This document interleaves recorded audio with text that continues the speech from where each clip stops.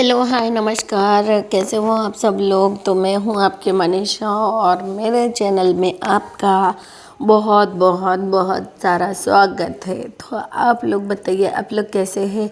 तो आज जो मैं केक बना रही हूँ वो है chocolate cake, chocolate flavour cake और ये है 1 kg। और इसको आप देख सकते हो स्पॉन्ज कितना स्पंजी हुआ है, फूल के रेडी और इतना कि बिखर रहा है वो कटिंग करते समय। और इसको मुझे बनाना है टॉल केक, तो इसके मैंने कर दी है 7 लेयर्स।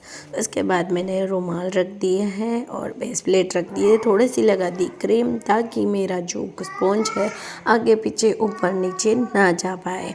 ठीक है। इसके बाद मैं करूँगी इसमें हमारे जो शुगर और पानी को मैंने डिज़ोल्व कर दिया है और उससे मैं करूँगी सोकिंग भर भर के, जिससे हमारा केक बहुत अच्छे से रहे।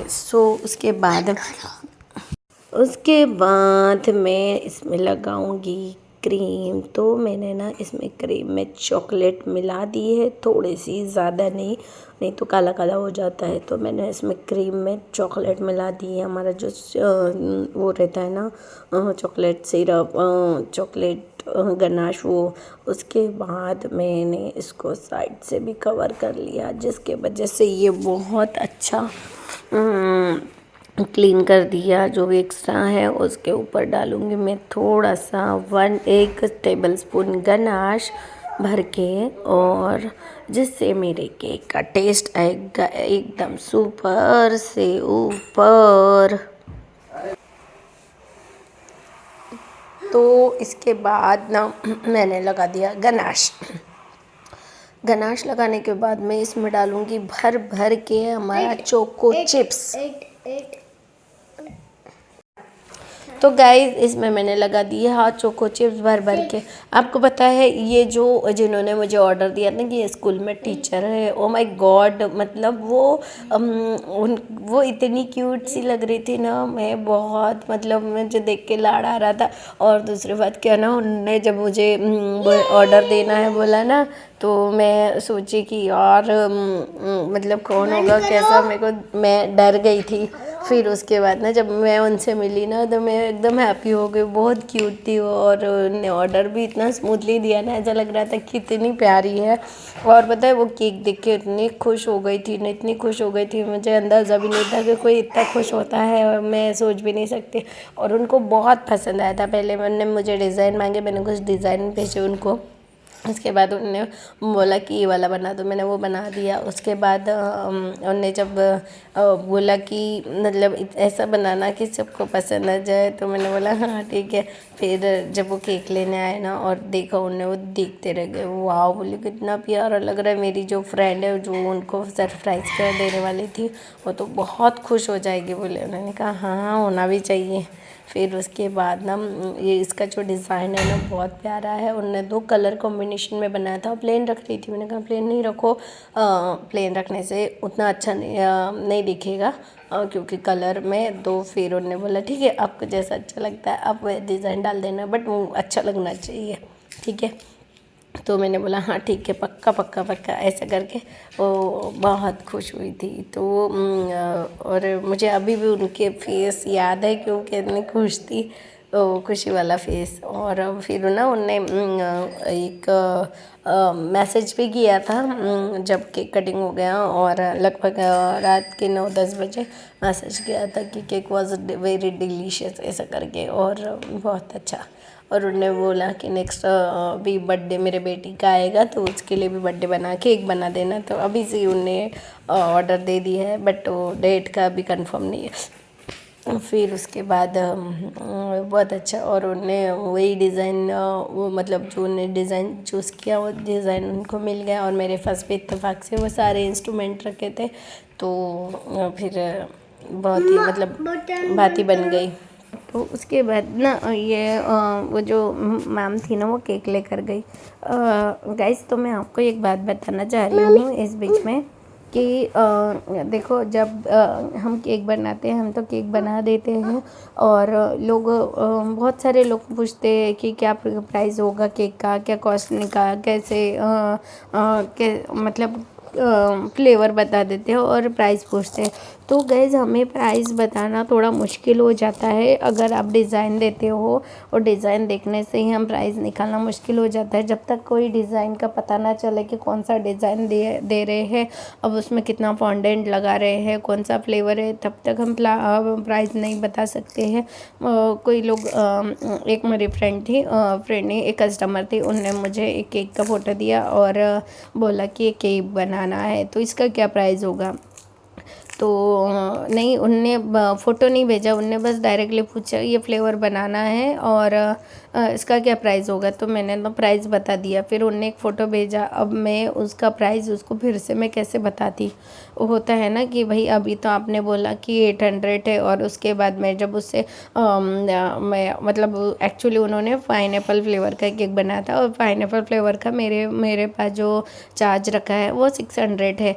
तो फिर उसके बाद उनने मुझे एक फ़ोटो भेजा, तो वो उसमें बहुत सारा फॉन्डेंट लगा था।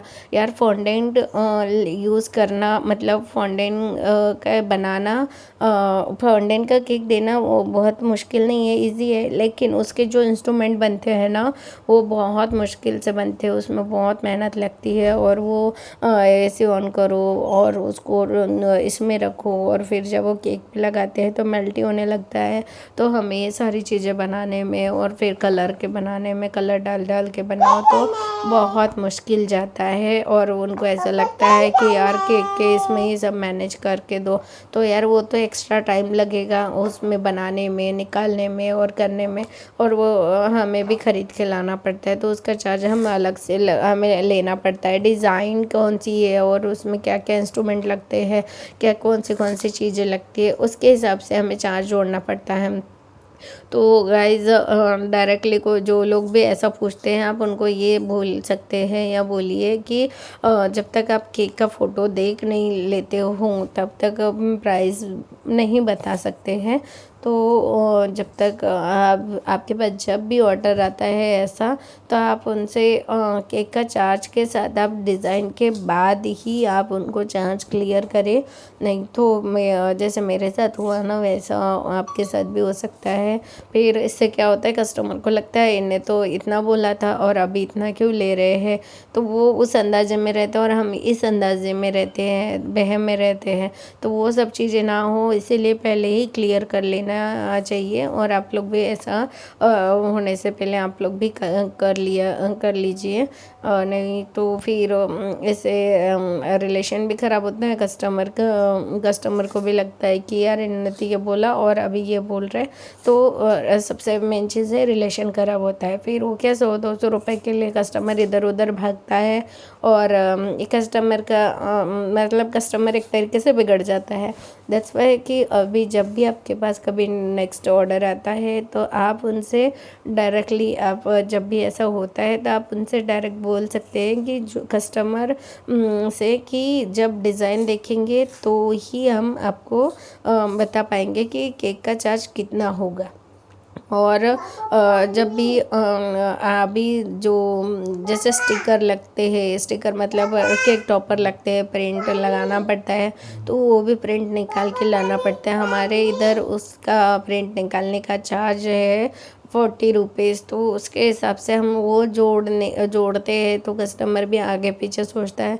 तो जब भी अगर ऐसी बात आती है, वो लोग अलग प्रिंट वाले टॉपर की बात करते हैं, तो आप उसमें उसके लिए भी क्लियर कर दिया करो। अगर आपके सूटेबल चार्ज है और आपको नहीं चाहिए तो आप तो ओके, लेकिन अगर ज़्यादा मतलब टॉपर हमारे पास नहीं है, हमें प्रिंट निकालना है, उसके बाद फॉक्स बॉल लगाना है, उसमें फ्लावर लगाना है और फॉन्डेंट का डिज़ाइन बनाना है, चॉकलेट का डिज़ाइन बनाना है, तो आप उसमें अलग से चार्ज जोड़ सकते हैं। ऐसा नहीं है कि जो केक का चार्ज है उसमें आप सब कुछ इंक्लूड करके दे दो तो आपको क्या बुराएगा। इनफैक्ट मुझे भी नहीं बुराता है उसमें तो। और दूसरा ये था कि केक और सिर्फ डिज़ाइन देना है तो आप अपने चार्ज में जो आपका बना है उसमें दे सकते हैं। लेकिन अगर इसमें और इंस्ट्रूमेंट या कोई भी ऐसी चीज़ें लगती है एक्स्ट्रा, तो आप उसका चार्ज जोड़ सकते हैं। किसी एक ने मुझसे एक और सवाल पूछा था कि जो जैसे कुछ इंस्ट्रूमेंट होते हैं, जैसे कि क्राउन होता है या फिर डेकोरेशन आइटम होता है, तो वो उसका वो वापस देना है कि क्या। तो अगर हाँ, अगर वो चीज़ आपको यूज़ नहीं करना है तो आप उसको संभाल के रख के आप रिटर्न कर सकते हैं। और अगर आपको वो चीज़ नहीं चाहिए और आपको वो रिटर्न नहीं देना है तो आप उसका जो बिल पे कर सकते हैं, उसमें कोई दिक्कत नहीं है। आपके यूज़ का वैसे भी नहीं रहेगा, हम लोग तो उसको यूज़ कर सकते हैं। जैसे क्राउन हो गया, अब क्राउन का यूज़ क्या ही करेंगे कस्टमर, वो केक आजकल ट्रेंडिंग केक होते हैं उसके लिए यूज़ किया जाता है। या फिर वो डेकोरेशन केक होते हैं, जैसे कांच का बॉक्स वाला, या बहुत सारे ट्रेंडिंग केक है, तो उसमें कस्टमर को उनका यूज़ होता नहीं है। अभी जैसे मुझे डॉल केक बनाना है कल, तो मैं वो डॉल लगाऊंगी, तो डॉल हमें मार्केट से 60-70 रुपीज़ में आती है वो। तो अब वो डॉल का चार्ज मैं उनसे बोलूँगी तो उनको अच्छा नहीं लगेगा, लेकिन हमें तो जोड़ना पड़ेगा ना। और फिर वही सब चीज़ें कस्टमर से पहले ही क्लियर कर देना है कि इसका चार्ज इतना लगेगा और केक का चार्ज इतना होएगा। आप लोग को पुराता है तो आप लोग ऑर्डर दे सकते हैं, अदरवाइज़ जो भी है आप ऐसे बात करना चाहिए, करना पड़ता है। नहीं तो फिर कस्टमर को अभी आपने चार्ज बताया कुछ और वो अभी बाद में कुछ बताओगे तो इससे कस्टमर मतलब उनको जैसे रिलेशन खराब हो जाता है। तो ये जो केक है और एक ने मुझसे ये पूछा था, थर्ड ये कि जैसे आप मतलब सब टाइप के केक बनाते हैं क्या, तो आप उसमें कौन सा प्रोडक्ट यूज़ करते हो और वो कहाँ से मंगाते हो। तो देखो हमारे आसपास जैसे मैं सूरत में रहती हूँ, तो हमारे यहाँ आसपास में कोई ऐसे बेकरी शॉप नहीं है, तो हम लोग सूरत से ही जो भी सामान लगता है सूरत से मंगाते हैं। और प्रोडक्ट तो देखो हम चॉकलेट केक यूज़ कर बना रहे हैं, तो चॉकलेट केक से रिलेटेड जितने भी सामान लगता है वो तो डालना ही है। और सबका प्रोडक्ट का नाम अलग अलग होता है, तो मैं आपको किस किस प्रोडक्ट का नाम बताऊँ, तो हाँ उसका मैं वीडियो डिटेल में बनाऊंगी आपको। जैसे कि मैं जो अभी इस केक में मैंने कौन सा आइटम यूज़ किया है मैं उसके बारे में बताती हूँ। तो मैंने इसमें मोटे की चॉकलेट होती है उसका गनाश के लिए यूज़ किया है, और चोको चिप्स होता है जो कि उसमें कोई कंपनी नहीं होती है, वो यूज़ किया है। और इसमें मैंने इसका प्रेस्ड इनका प्रेमिक्स यूज़ किया है, और ये स्प्रिंकल है। और मैंने ये बेस प्लेट और बॉक्स मार्केट में अवेलेबल है, किसी भी ऑनलाइन में भी मिल जाएगा, किसी भी जैसे अमेज़ोन पे, मीशो में, फ्लिपकार्ट में ये अवेलेबल है। उसके बाद में सिल्वर डस्ट मैं यूज़ करती हूँ केक में, तो सिल्वर डस्ट भी बेकरी शॉप में कहीं पे भी मिल जाएगा। साथ में क्रीम मैं गोल्डन मार्क की पे यूज़ करती हूँ और टोपोलाइट की यूज़ करती हूँ गाइस। तो हर केक में अलग अलग प्रोडक्ट यूज़ होता है, ऐसा नहीं है। और ये फॉन्डेंट है, तो फॉन्डेंट का मैं डायरेक्टली 1 kg का फॉन्डेंट यूज़ करती हूँ। रेड और ब्लैक मैं अलग से मंगाती हूँ। बटरफ्लाई बेकरी शॉप में मिल जाती है, वॉक्स बॉल बेकरी शॉप में मिल जाती है, तो इसमें कोई कंपनी नहीं होता है। और प्रिंट निकालना हो तो प्रिंट हमारे यहाँ जहाँ हम रहते हैं वहाँ पे प्रिंटर शॉप है, तो मैं वहाँ से प्रिंट निकाल के ले आती हूँ। और फॉन्डेंट से जो भी हमें चीज़ें बनानी है, तो बहुत सारे के इंस्ट्रूमेंट मोल्ड रखे हुए हैं, तो मैं मोल्ड का यूज़ करती हूँ। और बाकी दूसरी चीज़ों के लिए अगर हाथ से बनाना है तो हाथ से। क्राउन मैंने ख़रीद के लाया, तो मैं इस केक की बात करती हूँ, तो मुझे ये मटेरियल यूज़ हुआ है। Thank you. और बस ये मेरा केक बन के रेडी हो गया। और किसी का कोई क्वेश्चन है तो प्लीज़ मुझे कमेंट करके ज़रूर बताएं। हर केक में अलग अलग मटेरियल यूज़ होता है, मैं इन्हें इस केक का मटेरियल बताया। थैंक यू फॉर वॉचिंग, मिलते हैं नेक्स्ट वीडियो में। अभी मैं आपको बताऊँगी बेबी वाला cake. Thank you, bye bye.